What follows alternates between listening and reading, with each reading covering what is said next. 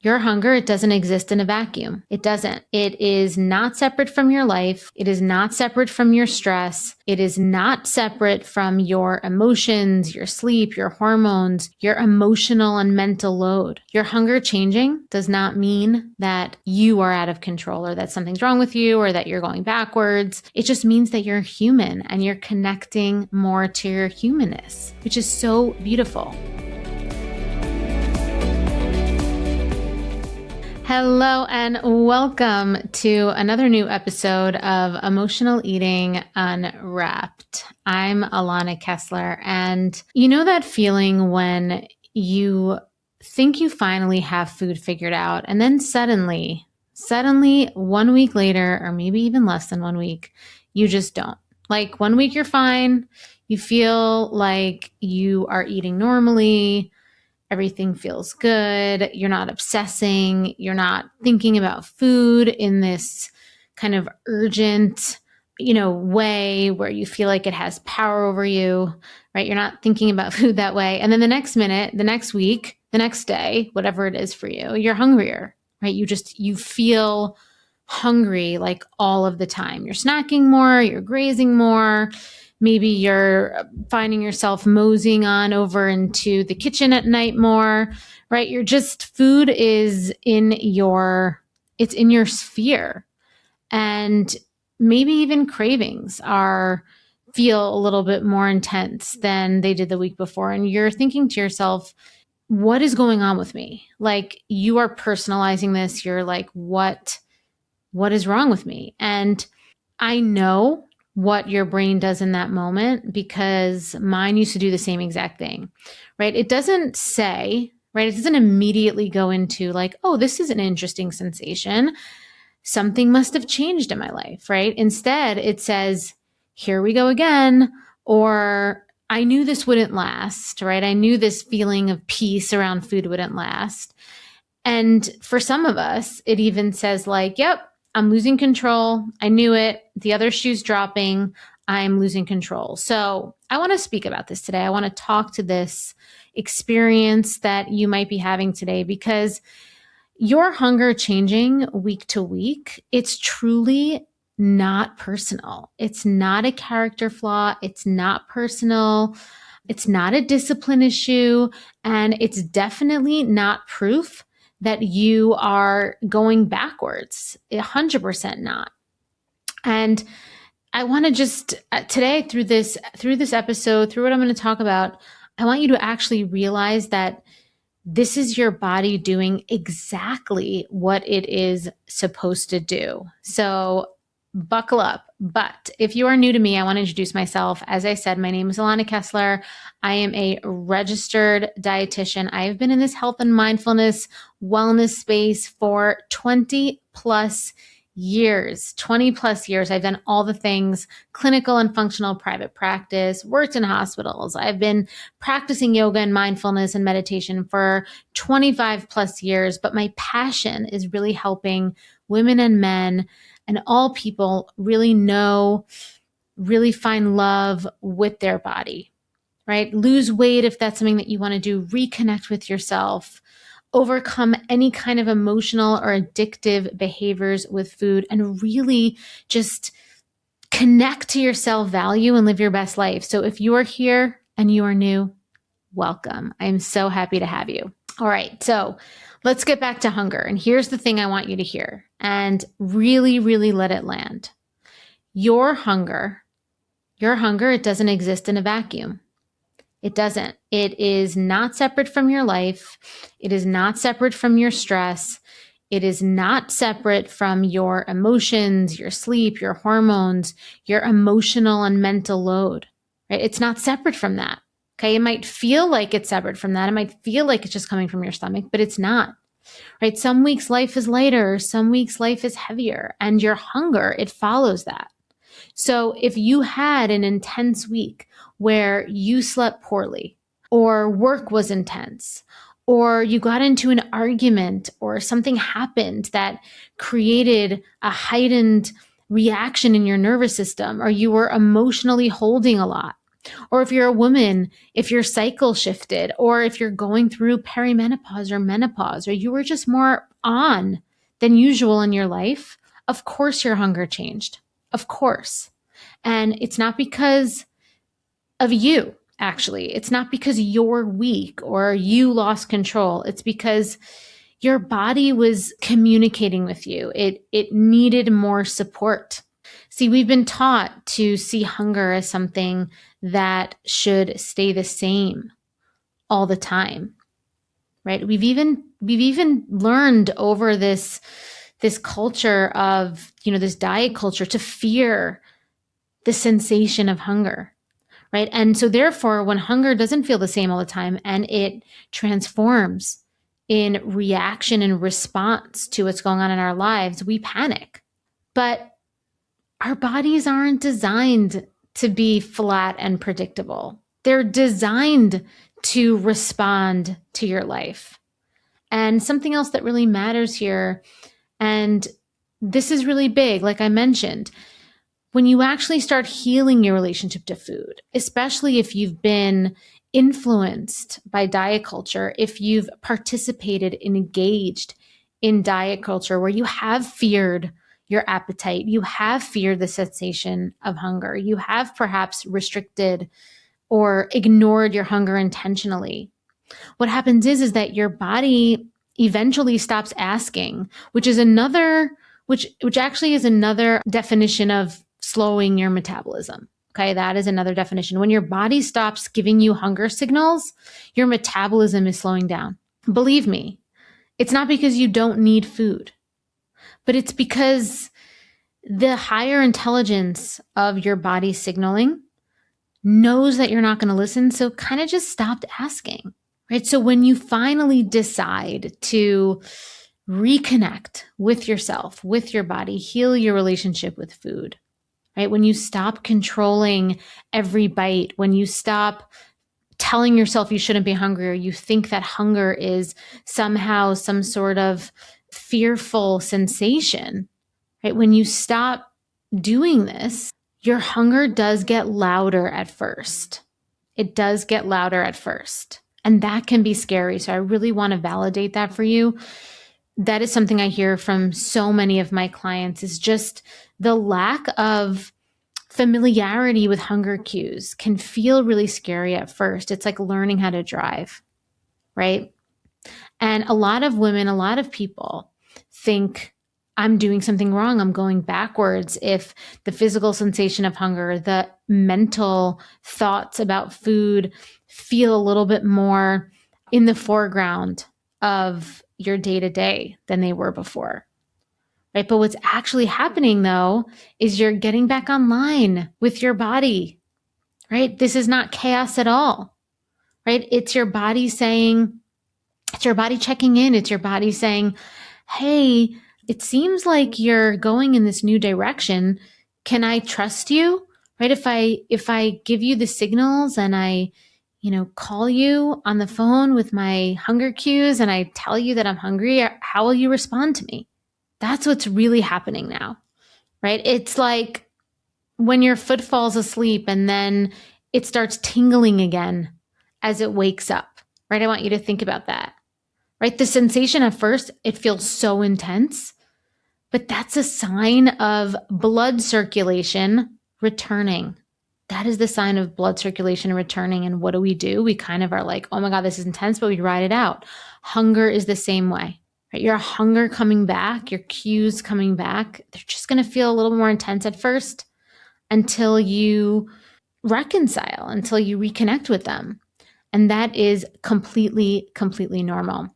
Okay, before I go into the next point that I want to make, which is not all hunger is about food, I just want to ask you to make sure that if you are listening to this and you get value out of this podcast, to please just give us a like and a subscribe on YouTube, as well as a follow, a subscribe on Spotify and on Apple if you haven't yet. Because you know what? When you listen to this podcast and you give us these ratings and these reviews on Apple, on Spotify, you like us on YouTube, you subscribe there, it helps us with the algorithm. It helps us find more people that this podcast can help. So if you are getting benefit out of this podcast, please go ahead and do that. And also as a bonus, if you leave us a rating and a review on Apple, 5 stars, then you can win a one-on-one with me. If you send us a screenshot of that review to Be Well by AK on Instagram, or you email us podcast@bewellbyak.com, you can win a free one-on-one session with me. You could be entered into the giveaway, the monthly giveaway for that. So all good things, right? More people find us. You could win a free one-on-one session.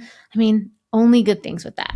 All right. Now, let's talk about the part that gets misunderstood about hunger, which is that it's really about food, which it's not, right? Sometimes it's your body saying, I need more energy. Sometimes it's saying, I need ease, right? It's not always about food itself.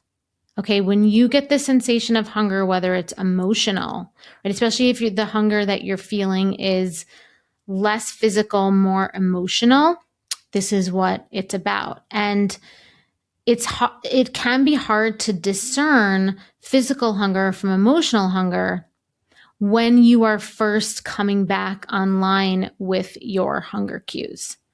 Okay, so I want to give you a little bit of tangible, sensational ways to know if your hunger is physical. So if your hunger is physical, you are going to feel low energy. You're going to feel foggy, shaky, or just empty, right? And in this scenario, you're going to find that sounds fine. All food helps, right? All food helps. That's really the truth, right? You're not going to have this urgency around any food or this feeling of like compulsion, or it's not going to have a craving energy. It's going to feel more like, all right, I was trying to get some food in my body. You don't want to wait till you're super hungry or the sensations are super strong sometimes, because sometimes that can influence your decision making. And that's a different thing. So, but usually when you're physically hungry, it's not about preoccupation with food. It's more about, getting some food into your body so you can, get more energy. But then there's the other kind of hunger, the kind that I think we're talking more about here, which is the one that's like, it feels like it is a monster rising up inside you, right? The kind that hits at night, that intrusive thoughts, preoccupied thoughts in your brain, right? That might come, after a long day, when you're alone, when you finally get yourself into a stillness setting, or you finally are still with your body. And for this, the hunger isn't about fuel. It's not about energy. It's not about giving yourself, nutrients or nourishment. It's not even an intentional anticipatory, right? Because I don't think that food always needs to be about being starving, right? Or being hungry for it. Sometimes you can definitely want something for pleasure. And I think that is super important.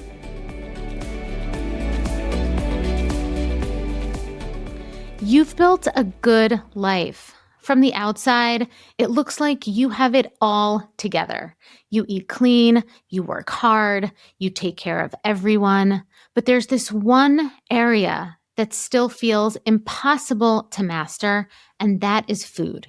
You can eat perfectly all day and still end up in the kitchen at night wondering why you keep doing this. You promise yourself you'll start fresh tomorrow, and I know you mean it every single time. But the cycle, it always finds its way back, especially when you're stressed, when you're overwhelmed, or when you're just tired of being the one that's holding it all together. And I get it because I lived that way for years. And what I learned is this. The problem, it was never about food. It was the pressure underneath it, the perfectionism, the self-doubt, the part of me that never felt safe and secure to just be me. And that's why I created the sober eating sequence. It's a proven 3-phase method that rewires the emotional patterns and the belief systems driving overeating so you can relax, trust yourself around food, and release weight completely naturally, without force and without obsession. Because when your body feels secure, it lets go. The cravings quiet, the self-punishment, it softens, and food, it stops being the thing that you have to fix. This is not another plan. This isn't another rule book. It's a revolutionary transformation for your nervous system, for your body, and for your identity. So join the sober eating movement today. What we're talking about here specifically is when the confusion that I get with people sometimes when they were like, but I was super hungry. And I was like, I don't think you were physically hungry. I think you were emotionally hungry. And this hunger that I'm talking about is not about pleasure or fuel. It's about relief. Okay. It's your body saying, I've been holding it together all day. I can't do this anymore. I've been absorbing so many people's emotions. I've been sacrificing my own needs. I can't do this anymore. And food in your brain is the easiest way to come down.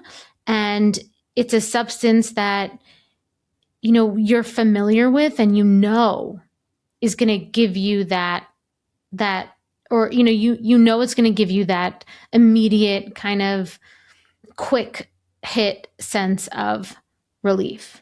Okay? And so when these thoughts are coming into your mind, this isn't about you. This isn't about your lack of anything, really. It just usually means that your nervous system is overwhelmed and you are feeling quote unquote hungry, but it's emotionally hungry. It's not physically hungry, and it's not intentional pleasure from food, right? It's a distraction, relief, soothing hunger that is coming from an emotional place, and it's reaching for food. Okay. And so this is why I don't want you to panic when your hunger shifts, right? I don't want you to panic when your hunger shifts or when you start to feel this hunger more, right? I want you to start to bring some curiosity to this. So instead of getting scared or feeling like you're losing control and asking, how do I stop this? I want you to start asking yourself, what do I need right now? Do I need energy? Do I need ease? Right? And sometimes the answer is food. Sometimes it is, right? I say this all the time. Healing from emotional eating is not never emotional eating. Okay, I know it sounds kind of weird, right? It's like you're all about healing emotional eating, but I'm talking about healing emotional overeating and binging as a way as a destructive behavior pattern to get yourself to a place where you feel so overfull, so overstuffed, so numb. That's what we're healing, right? We're healing that kind of addict behavior where you get to a place where you just feel nothing, right? You put yourself in a position where you feel nothing. And that's what we don't want. However, sometimes, and this takes training, this takes, can take a couple of months sometimes for people to do. I know with my clients, when I train them and we work together to rewire their patterns and their relationship with food so that they can, when this type of emotional hunger comes, if they feel like they do want to engage with food in this way, they can in a self-serving way.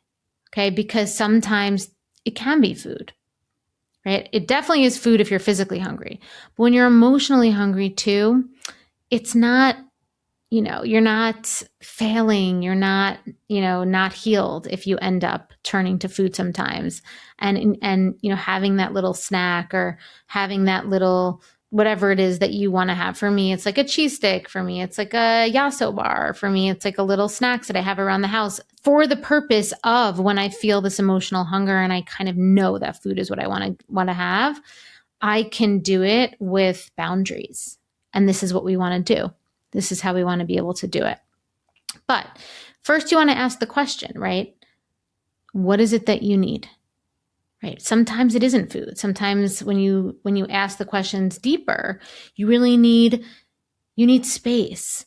Maybe you need honesty. Maybe you need support. Maybe you need to have a conversation, right? Sometimes it's a mix of all the things. The goal here isn't to get rid of hunger. The goal is to create a conversation with the hunger so that you can learn more about your own self and your own needs through the sensation of the hunger that you're feeling. Okay, so here's what I want you to remember for today, right? Your hunger changing does not mean that you are out of control or that something's wrong with you or that you're going backwards. It just means that you're human and you're connecting more to your humanness, which is so beautiful, right? It's adjusting to your life. And the more that you listen to your body, the more that you open up the lines of communication with this really intelligent part of your body, the more you stop fearing hunger, the more you stop making hunger something about your worth or your ability to be disciplined or your ability to reach your goals, and the more stable everything becomes, right? The less extreme everything becomes. Your eating evens out, right? Your cravings usually soften, right? You might still have cravings. And like I said, that can be okay sometimes, right? Your weight usually releases because, you're not engaging in this all or nothing way with your hunger anymore. Your nervous system definitely calms down because you're giving your nervous system the nourishment that it needs in a way that your nervous system can learn to trust you, right? Your nervous system trusts you and you're not forcing anything and you're not fighting yourself,